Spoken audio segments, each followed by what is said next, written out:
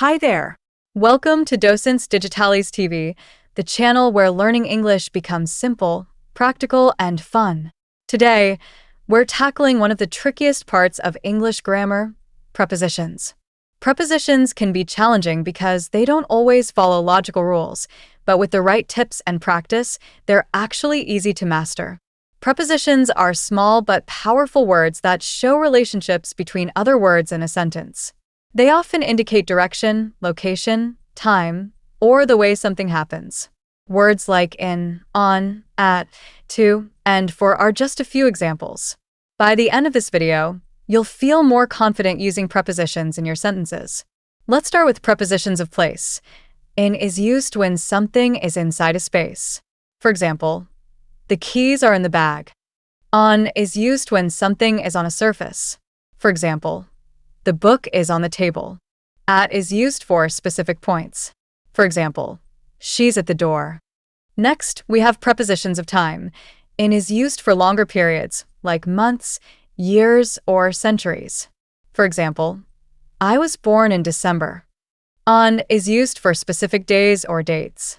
For example, we have a meeting on Monday. At is used for exact times. For example, the train arrives at 5 p.m. Then, there are prepositions of direction or movement. To shows movement toward a destination. For example, I'm going to the park. Into emphasizes entering a space. For example, he walked into the room. Onto shows movement toward a surface. For example, she jumped onto the bed. Here's how you can practice prepositions. First, use visual aids.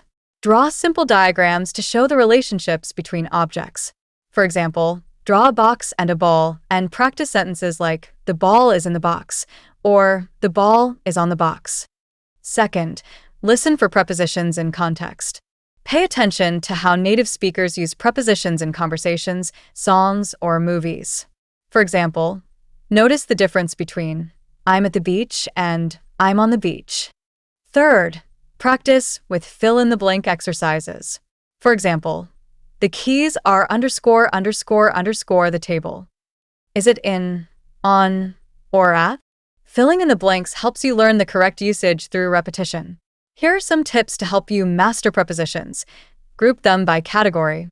Focus on prepositions of place 1 week, then move on to time and direction. Create sentences with each preposition. For example, write, the milk is in the fridge, the milk is on the counter, and the milk is at the store, to see how the meaning changes. Be patient with yourself.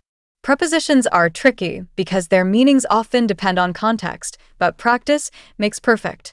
And most importantly, don't be afraid to make mistakes.